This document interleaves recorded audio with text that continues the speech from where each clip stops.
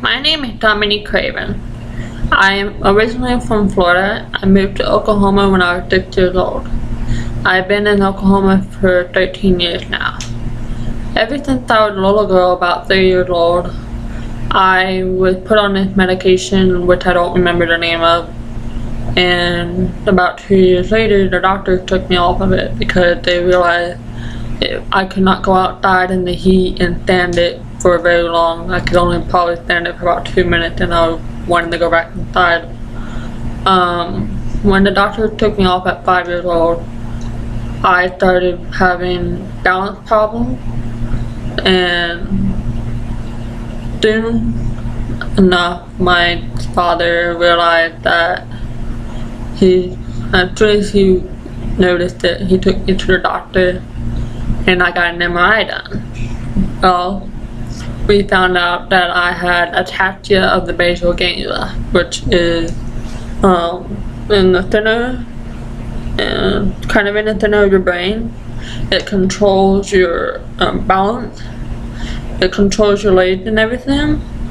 And so ataxia is something that is a disorder that affects your balance, or affects all your nerves. It starts with your legs and everything, and so it causes you to lose it. And you cannot control it unless you work at it and you learn to control it. When I moved to Oklahoma at age 6, I went to school with my twin brother. We did everything normally. So my brother did not have anything. He is completely normal. Like, he walks normally, he is normal in every way. He's only allergic to some type of medicine, and that's it. So my brother is completely normal. The doctor never put him on anything. So when I went to school, starting in elementary school all the way up until I was a senior in high school, I would get bullied for the way I walk, for the way I talk, for the way I hear things, because I'm deaf. And I also have Usher syndrome along with that ataxia, and it just drives me crazy sometimes. Me and my dad can't have a conversation about my balance issue or my disorder without getting into an argument, without one of us blowing up, because it's just too hard to talk about. But I end up talking to my grandma about it a lot, and we don't fight, we don't do anything. She actually helps me understand what I'm going through and everything. My family may not know what I'm going through, but they can help me explain and help me understand it, and that's pretty much as far as they'll take it. I have a supporting family. My aunts, my cousin, my uncles, they're all very supporting, and so they are willing to help me in any way. As you can see, I am in a hospital room because at the moment I am in a rehab to help me walk again. I am in a wheelchair. I've been in a wheelchair for about 2 years. I did walk after I had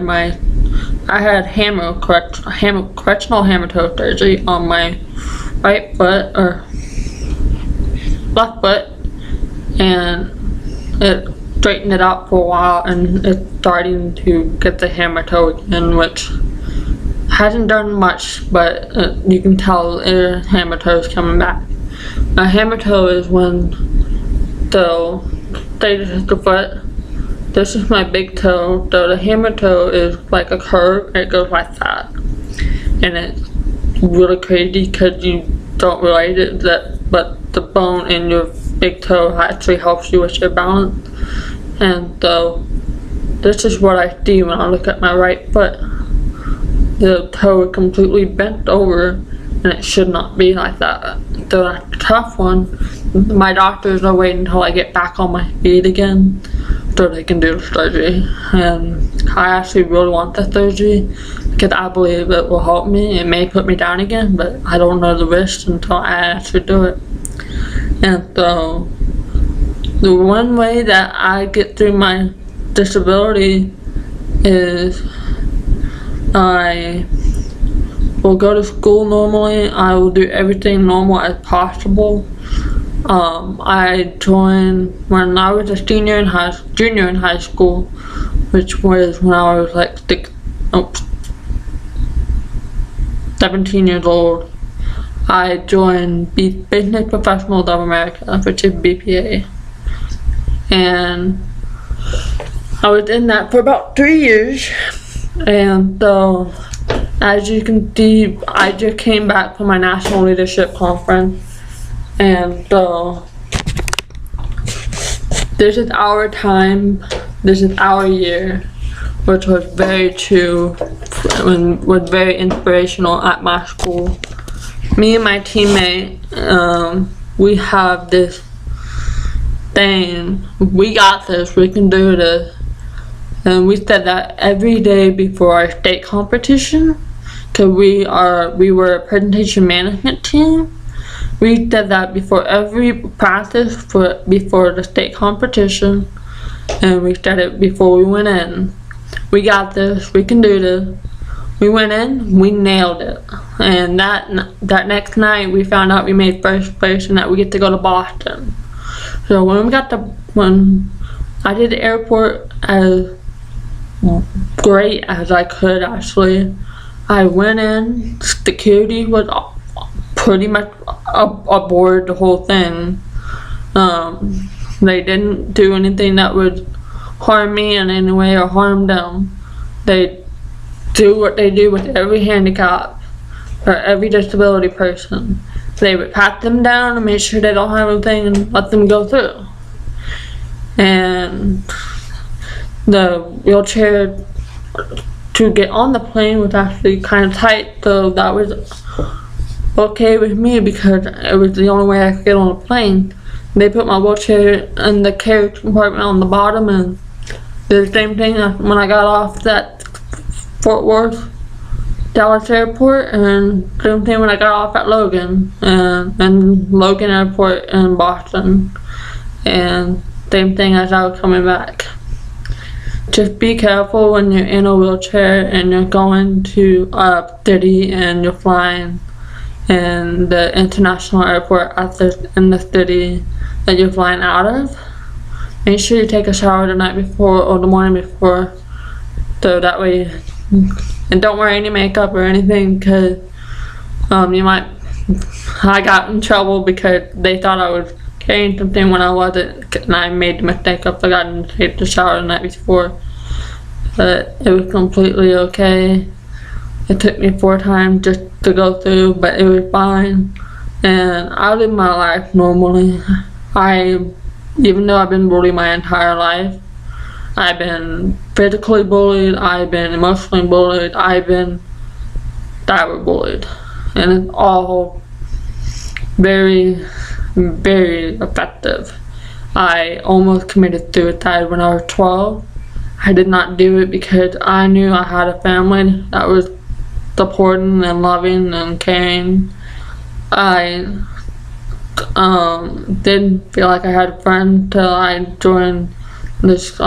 moved to a different high school, and the bullying was still there, but it was sarcastic bullying, so it didn't affect me as much as it did at my old school.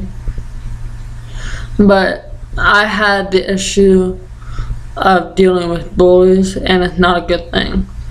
Having a form of ataxia is like dealing with a whole different version of yourself. You think you're just gonna have a normal life when you're a little kid and you learn that you have a disability.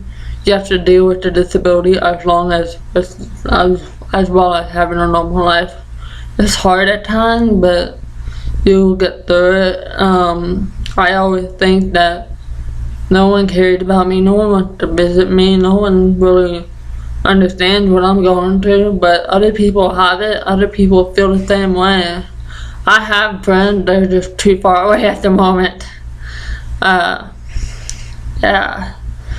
And so I just hang out with the friends I have, and nothing bothers me other than my disability, because things are difficult at a lot of times, but that's the part of living life. Everything's difficult. Every person has a problem. Some people are afraid to admit the problems. Some people aren't. I finally made this video at age 20. I'm 20 years old right now, and I've been scared my entire life. But it's time that I tell the world who I am and why I do sit down videos a lot. Because I have a form of Ataxia, and the causes of basal ganglia to messed up my balance problems a whole lot, and it does not do good. Wish it did, but it doesn't. I'm in rehab right now, hoping that I can get back on my feet and that I will be able to do the things that I want to do. I hope you guys watch this video. Please subscribe, give this video a big thumbs up, and I'll see you next time. Bye.